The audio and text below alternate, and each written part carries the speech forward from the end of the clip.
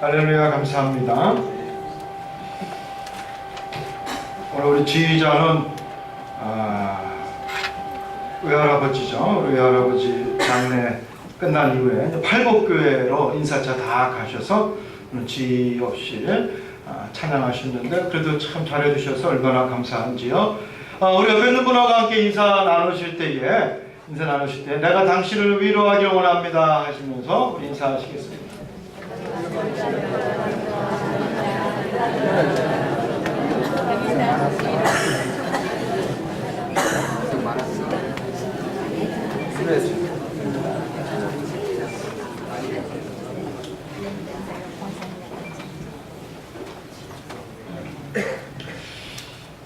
원래 광복주일은 기념주일은 지난주입니다만은 우리가 느끼기에는 사실 이번 주가 우리 광복 기념주일로 지키는 것이 더 실감이 날 것 같아서 오늘 말씀도 특별히 광복절 기념주일에 맞춰서 말씀을 기도하는 중에 준비했습니다. 지난 금요일이 광복절이었죠. 그리고 어제는 광화문에서 큰 행사가 있었죠. 교황님이 오셔서 우리나라 사람들에게 많은 위로를 준 것 같아서 혹이나 다행이라고 생각을 하게 됩니다. 교황이 와서 광화문 한복판에서 100만 명 이상 모이는 캐톨릭 신자들과 더불어서 10억씩을 했는데 또 여러 가지 우리나라에서 힘들어하고 있는 세월호 가족들도 위로하고 참 다행이라고 생각을 합니다만은 한편으로 보면은 제가 이제 교황 얘기는 안 하려고 했는데 한편으로 보면은 때가 적절치 않았다라는 생각을 하게 됩니다. 8월 16일은 별로 안 좋았어요. 8월 15일이 무슨 날이죠? 광복절이죠. 근데 일제 36년 동안 사실은 캐톨릭에서는 독립운동을 전혀 안 했습니다.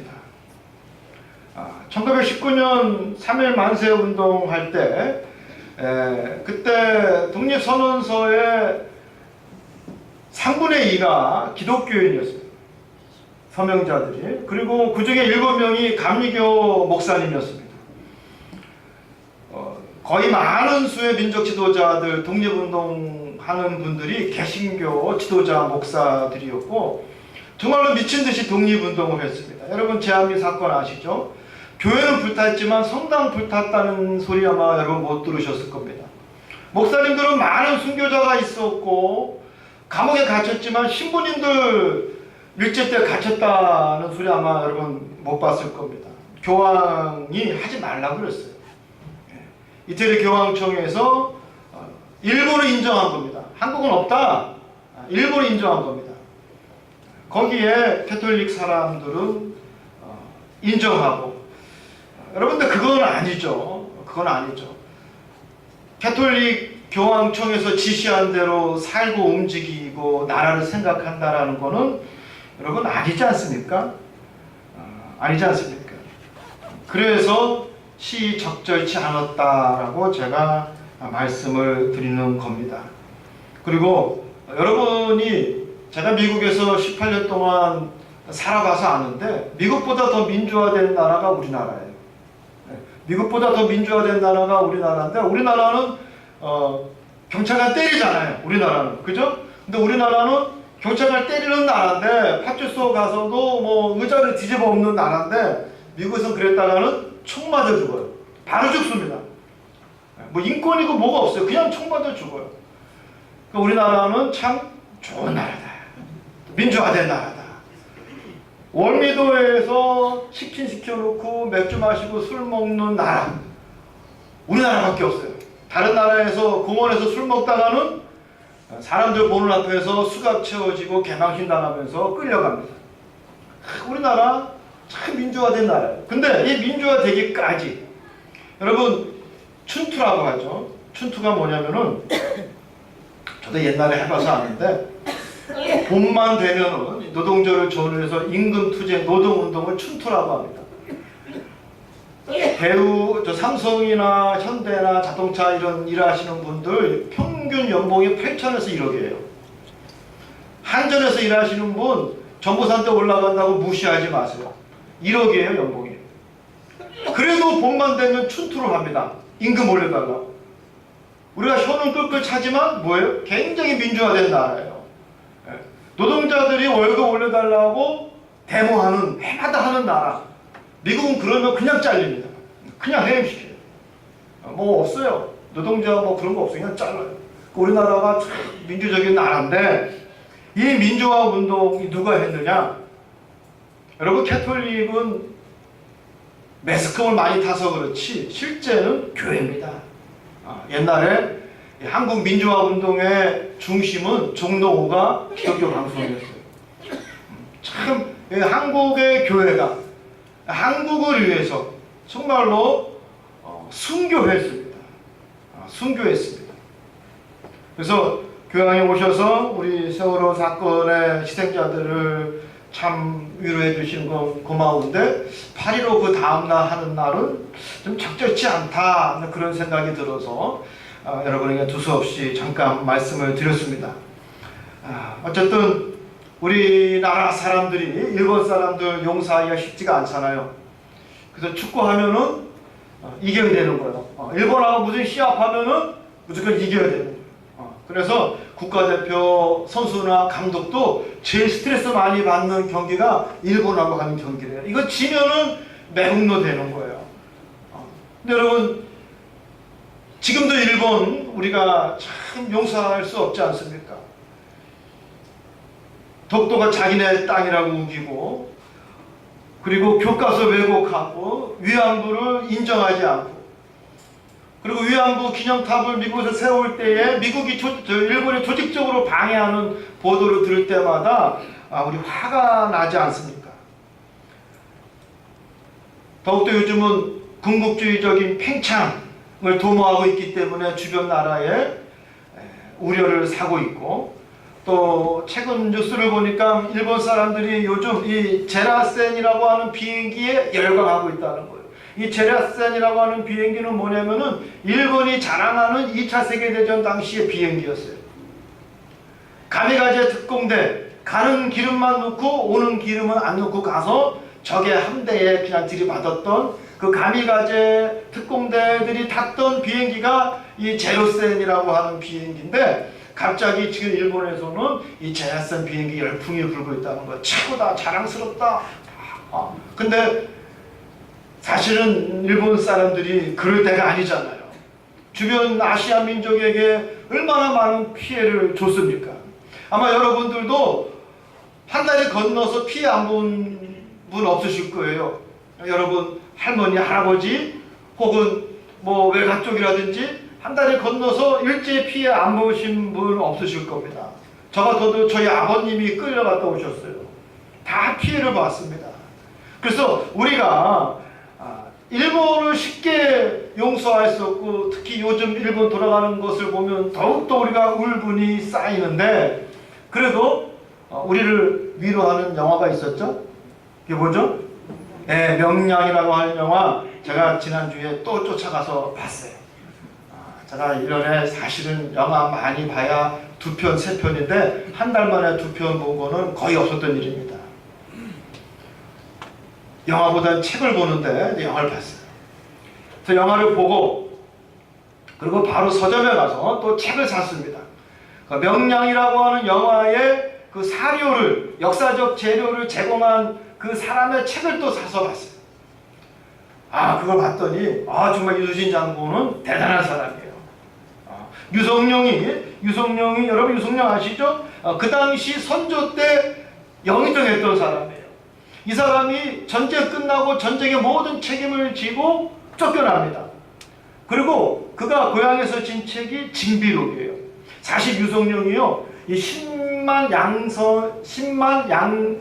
군 양성서를 반대했던 사람이 이 유성룡, 이 영의정이었거든요. 뭐 10만씩 군대가 필요하냐? 명나라가 있다. 우리가 위험하면 명나라가 와서 도와줄 거라고 이 10만 군대 양성을 반대했던 사람이 유성룡이에요. 그러나 사실 전쟁이 나을 때 가장 열심히 목숨 바쳐 싸웠던 사람이 또 유성룡입니다. 또 이순신과 한 동네에서 자랐어요. 이순신을 청구하고 선조한테 이순신 장군을 자꾸 살려준 사람이 누구냐면, 이 선조는 마음이 쪼잔한 사람이라 이순신이 공을 세울 때마다 잠을 못 잔 사람이거든요. 그런 왕이 있으면 안 돼요. 참 지도자가 문제예요. 선조라고는 지도자. 근데 사실은 재밌어요. 임진왜란 때 사실은 우리나라가 끝날 수도 있었어요. 일본한테 완전히 먹혀가지고 1500년대에 우리나라는 그때부터 일본이 될 뻔했어요. 일본이 될 뻔했는데 일본이 안 된 가장 결정적인 공을 세운 사람이 누군지 아세요? 누구 같아요? 이순신 장군이요? 아니에요. 선조예요. 선조. 선조 왕이요, 신속하게 도망을 갔어요.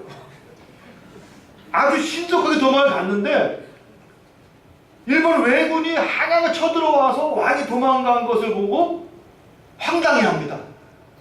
놀라는 거예요. 왜냐하면 일본은 그 영주가 도망을 안 가요. 거기서 활복 자살을 하든지 아니면 적장과 끝까지 싸우다 죽습니다. 그러면은 그 일본은 그 성읍을 점령하면은 그 백성은, 왕을 죽이고 나면은 그 백성은 당연히 누구 거예요? 자기들 거라고 생각을 했어요. 이게 100년 동안 일본 전쟁의 패턴이었습니다. 근데 조선이라고 하는 나라의 성읍, 왕궁을 딱 점령했는데 왕은 벌써 도망간 거예요. 왕을 죽여야 되는데 왕은 벌써 명나라 밑으로 도망간 거예요. 그래서 일본 사람들이 한 달 동안 아무것도 못하고 멍한 상태로 있다가 그냥 후퇴해버린 겁니다. 그래서 우리나라가 그때 진작에 일본의 식민지가 됐어야 되는데 일찍 도망간 누구 덕분에? 선조대왕 덕분에 이 조선이라는 나라가 이어지게 되는데, 이 유성룡이 그 징비록에 뭐라고 기록됐냐면은 이순신은 신이라는 거예요. 전쟁의 신. 싸워서 진 적이 없다는 거죠. 그래서 기록을 찾아 다 보니까 수십 차례 해전 가운데 단 한 번도 진 적이 없어요. 원균이 졌지 이순신 장군은 진 적이 없어요. 대단한 사람입니다. 대단한 사람이에요.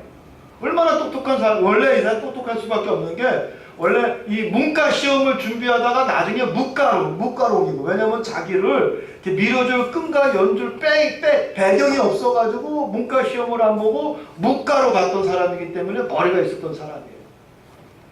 그런 사람이 얼마나 이 병법에 대해서 연구를 많이 했겠어요. 더구나 성격이 강직하고, 또 저 한경도 병방에서부터 오랑캐와 싸우면서 이 군인으로서, 장수로서 자질을 잘 훈련시킨 사람이 이순신 장군이었습니다. 그래서 이 수군으로서도 아주 탁월한, 얼마나 이 사람이 대단한 사람이냐면은 일본의 전쟁의 신이 있어요. 일본의 전쟁의 신이 도고제독인데, 이 도고제독은 어떤 사람이었냐면 러시아 그 발트 함대 49척을 대한해협에서 다 깨부신 일본의 영웅입니다. 2차 세계대전의 영웅이 바로 이 도고제독이에요. 그래서 이 도고제독하면 일본의 전쟁의 신이에요. 근데 이 도고제독이 뭐라고 이야기했냐면은, 나를 영국의 넬슨 제독과 비교하는 것은 좋다.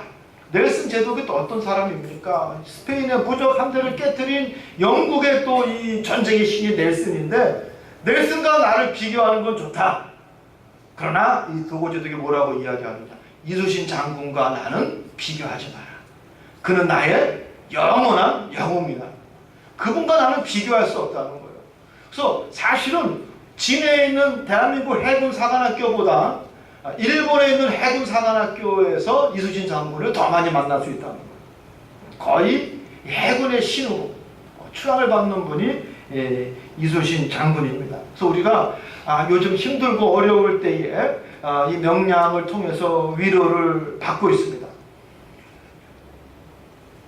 이 영화를 보면서 우리가 리더십에 대해서 생각을 하게 되는데, 박근혜 대통령도 잘할 점이 있습니다. 그래도 힘들고 어려울 때에 결정적인 그 리더십을 세워주지 않을까, 그렇게 기대를 하고 있습니다. 어쨌든 이 민족의 한을 우리가 갖고 있는데, 그 한과 울분을 우리 명량이라는 영화를 통해서 풀고 있는 것은 아닐까. 그래서 연일 신기록을 갱신하고 있더라고요. 관객 수에 있어서 그런 생각을 해보게 됩니다. 이 요셉, 오늘 본문 말씀에 나오는 요셉도 기구한 인생을 살았죠. 여러분 잘 아시잖아요. 형들에게 버림을 받고 배신을 받고 노예로 팔림을 당한 사람이 누구예요? 요셉이에요. 여러분 생각해 보세요. 내 피부치 형제 자매가 나를 배신하고 팔아버렸어. 그것처럼 이 참 파란만장한 인생이 어디 있겠습니까? 누가 보더라도 이 불행한 인생이 요셉일 수밖에 없고, 또 애굽이라고 하는 그 당시 가장 큰 나라에 팔려가서 또 역시 나름대로 살려고 했다가 억울한 누명을 뒤집어 쓰고 젊은 날을 20대 젊은 날 10년 이상을 감옥에서 생활을 하게 됩니다. 누가 보더라도 삐뚤어질 수밖에 없는 인생이죠. 근데 오늘 본문 말씀에, 오늘 말씀의 핵심은 그겁니다. 누구보다도 사연이 있고 기가 막힌 인생을 살아온, 파란만장한 인생을 살아온 요셉이지만, 삐뚤어질 수밖에 없는 인생이었지만 하나님의 은혜로 그는 하나님의 위로를 받고 그 울분과 한을 극복하고 위로자로서 살았다라는 거예요. 여러분 이거 대단한 겁니다. 우리가 요새 그러면 꿈의 사람, 꿈꾸는 사람, 꿈을 이루는 사람으로만 중요하게 생각했지만 사실은 더 중요한 건 뭐냐면은 여러분 우리 아이들도 어렸을 때 상처를 주면요, 그 상처가 해결되지 않으면은 이 둘 중에 하나야. 그 상처가 오히려 에너지가 돼서 열심히 살든지, 아니면 그 상처가 계속 그 인생을 삐뚤어지게 만들든지, 그 둘 중에 하나거든요. 근데 여러분들도 잘 생각해 보셔야 돼. 뭐냐면은 어렸을 때부터 내가 부모로부터 받은 상처를 긍정적으로 내 인생의 에너지로 활용하느냐, 아니면 아유 나 인생 삐뚤어질 거야 하면서 삐딱하게 사느냐, 여러분은 어느 쪽인지 한번 생각해 보셔야 되는 거예요. 나이 드실수도 마찬가지예요. 근데 이 요셉은 말이죠, 삐뚤어질 수 있는 인생이었지만 하나님의 은혜로 하나님 주시는 위로를 받게 됩니다. 그 위로로 말미암아 그 애굽의 총리까지 성공하는 인생이 됩니다. 그 마음에 한이 있었지만 배신감, 절망감, 탄식, 아픔, 억울함, 이 모든 한이 비빔밥처럼 그의 마음속에 꽉 갇혀 있었지만 하나님께서 위로해 주심으로 그 한이 풀리고 그 한을 극복하고 오히려 위로자로 사는 요셉의 모습, 그 모습이 바로 여러분의 모습이 되시기를 주님의 이름으로 소망합니다. 창세기 50장 내용이 이런 내용이에요. 요셉의 아버지가 죽어요. 야곱이 돌아가십니다. 그러니까 그 형제들이 전전긍긍하는 거예요. 안절부절하는 거예요. 절치부심하는 거예요. 야, 우리의 아버지가 돌아가셨다. 이건 단순한 사건이 아니야. 우리의 원죄가 있지 않느냐. 그 원죄가 뭐예요? 그 동생 그 요셉을 팔아먹고 배신하고 죽이려고 했던 그 원죄가 있는데, 이제 아버지가 죽었기 때문에 우리의 생명을 이제 누구도 안심할 수 없다는 거예요.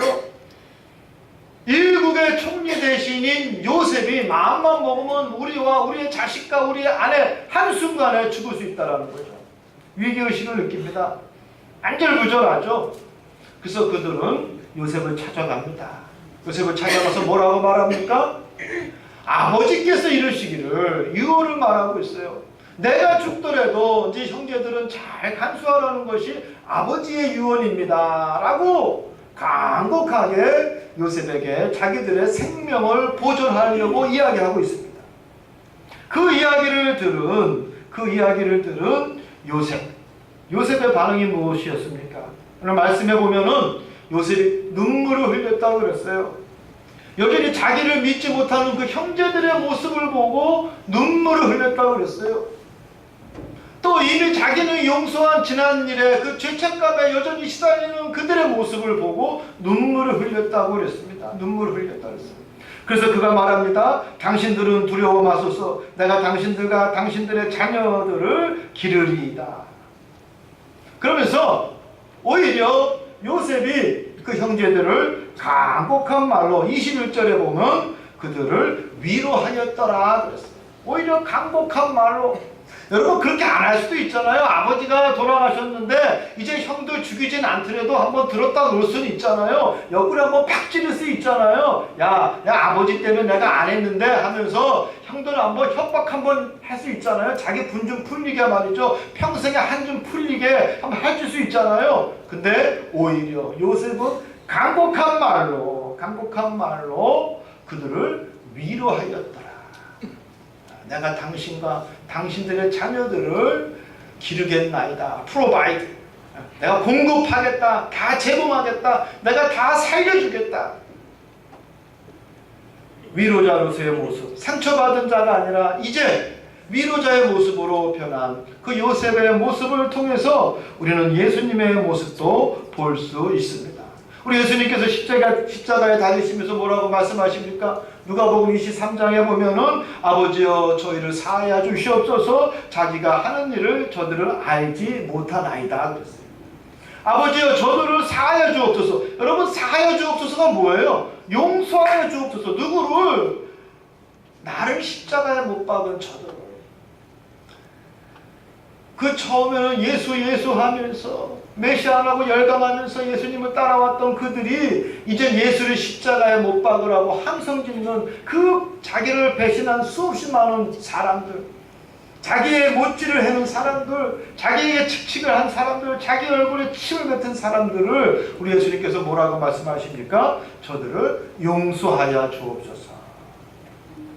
우리가 요셉의 모습을 통해서 상처받은 자이지만, 버림받은 자이지만, 배신당한 자지만 위로자의 모습으로 변한 그 요셉의 모습을 통해서 우리 십자가에 달리시면서도 우리를 용서하시는 예수님의 모습을 볼 수가 있습니다.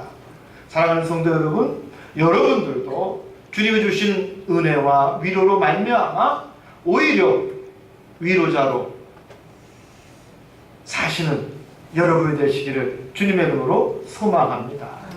여러분 위로자로 산다라는 것은요, 삶을 함께 해야 되는 거예요. 더불어 함께 해야 되는 거예요. 여러분 성경에 보면 롯이라고 하는 여인이 나옵니다. 모압 여인인데 나오미의 며느리죠. 어머니의 하나님이 나의 하나님입니다. 어머니가 가시는 곳이 나의 고향입니다. 라고 나오미를 따라가는 그 롯을 보고 우리가 뭐라고 이야기합니까? 야 신앙 좋다. 그런데 가만히 보면은 이 며느리 룻의 삶은 오히려 한편으로 다른 각도로 보면은 남편도 있고 자식도 잃은 나오미의 위로자의 삶이었다라는 거예요. 그죠?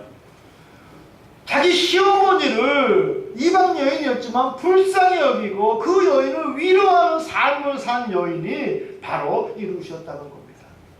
얼마나 신통방통한 며느리예요. 얼마나 이쁜 며느리예요.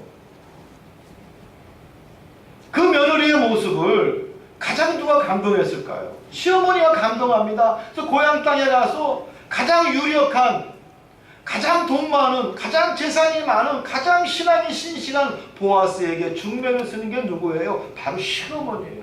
시어머니.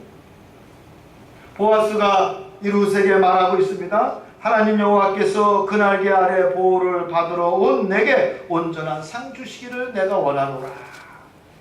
이게 뭡니까? 내가 너를 거두겠다 이거예요. 거두겠다. 그때 룻이 뭐라고 화답을 하냐면은 당신이 이 시녀를 위로하시고 마음을 기쁘게 하는 말씀을 하셨나이다. 이게 뭐예요? 보아스의 첨언을 받아들입니다. 불쌍한 시어머니를 위로하고 그에게 의리를 지켰던 그 롯을 하나님이 기뻐하시고 그에게 새로운 남편을 허락해 주는데 바로 보아스라고 하는 당대의 귀족이었습니다. 여러분 여자에게 있어서 가장 큰 위로가 뭐예요? 가장 좋은 남편 만나서 평생을 보장받는 게 가장 큰 위로 아닙니까? 룻에게 하나님께서 주시는 축복이 뭐냐면 그 시어머니의 위로자로 살아왔던 그 룻에게 우리 하나님께서는 보아스라고 하는 새로운 위로자를 허락해 주셨습니다.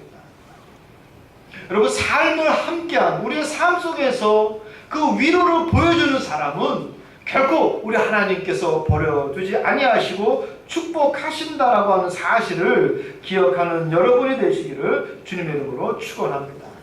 이 요셉도 그의 가족을 거두었다 그랬어요. 110세까지. 그래서 우리 말씀에 보면은 요셉이 그 아비 가족과 함께 애굽에 거하여 110세를 살며 함께 그들과 살았더라 그랬어요. 여기서 보면 함께라는 all with, 함께 그들과 살았더라.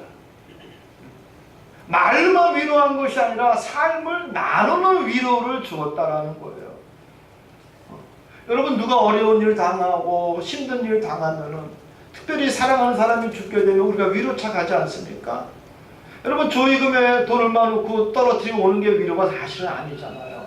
옆에 있어주고 삶을 나눠주고 위에서 기도해주고 만나주고 삶을 함께 나눈 것이 진정한 위로입니다. 그 마음을 내 마음같이 생각하고, 저는 여러분이 좀 그랬으면 좋겠어요.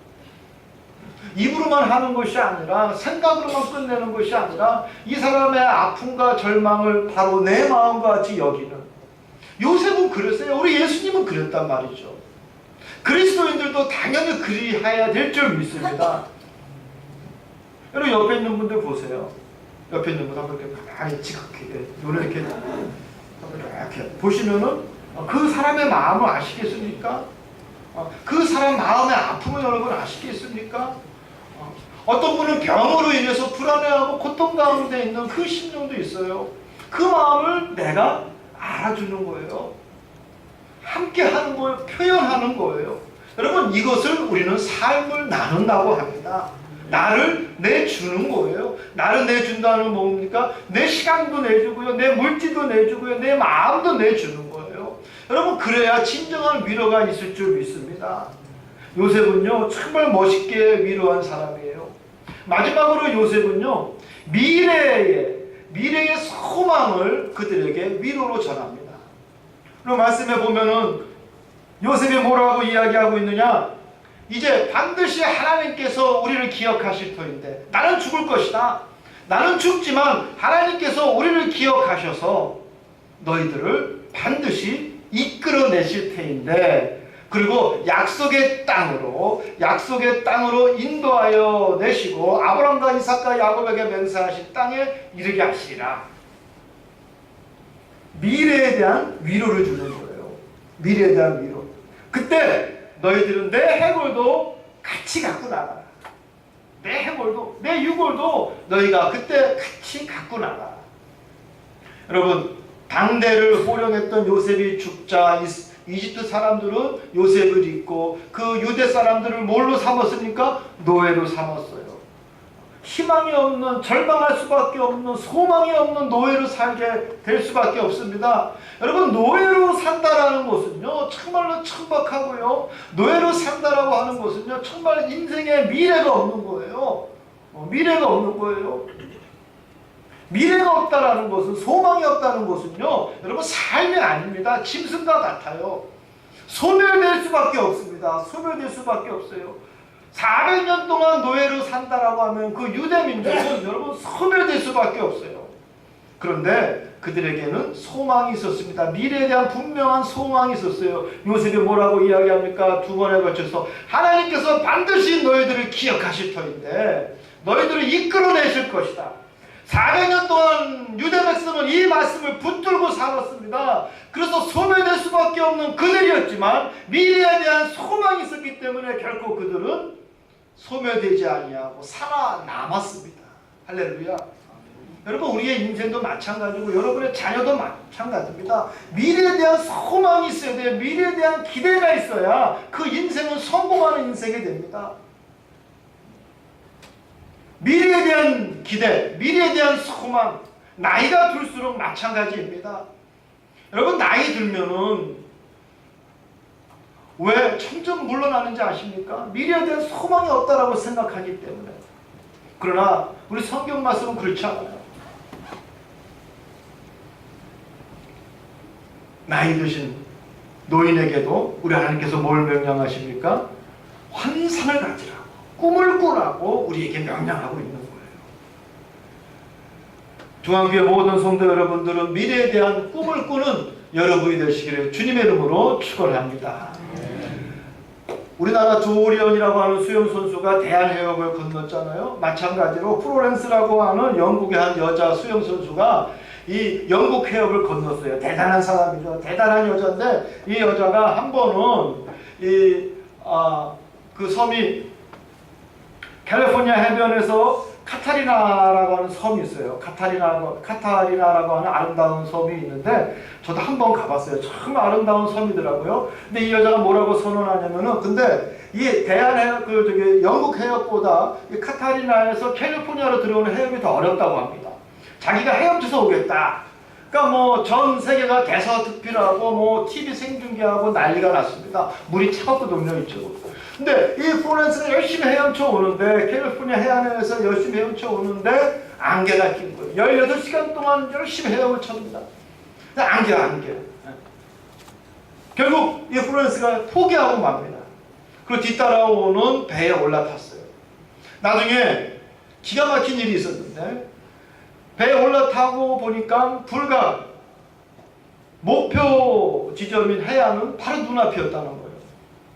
그래서 기자들이 묻습니다. 왜 포기하셨습니까? 왜 실패했습니까? 이유는 간단해요. 앞이 보이지 않았기 때문에.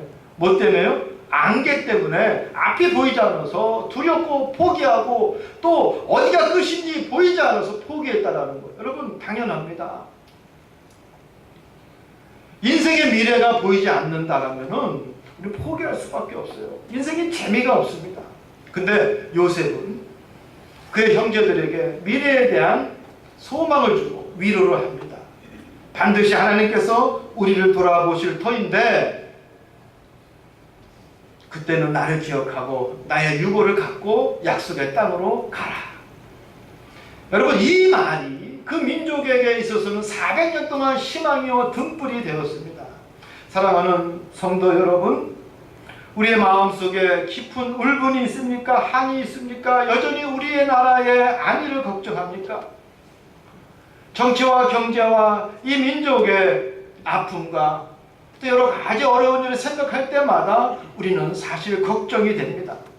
약자들이 무시당하고 또 그들의 한많은 원망의 소리를 들을 때에 우리의 마음이 아픕니다. 개인적으로도 우리가 왜 문제가 없겠습니까? 개인적으로도 우리의 상처가 있습니다. 어렸을 때 받은 상처도 있습니다. 살면서 받은 상처도 있습니다. 결혼해서 배우자에게 받은 상처도 있습니다. 결혼해서 아이들에게 받은 상처도 있습니다. 그러나 상처받은 자로 끝나는 것이 아니라 하나님의 은혜와 하나님의 위로로 그 상처를 이기고 그 울분과 한을 극복하고 오히려 요셉과 같이 위로자로 사시는 우리 중앙교회 모든 성도들이 되시기를, 정말로 멋있는 그리스도인들이 되시기를 주님의 이름으로 축원합니다. 기도하겠습니다. 할렐루야. 하나님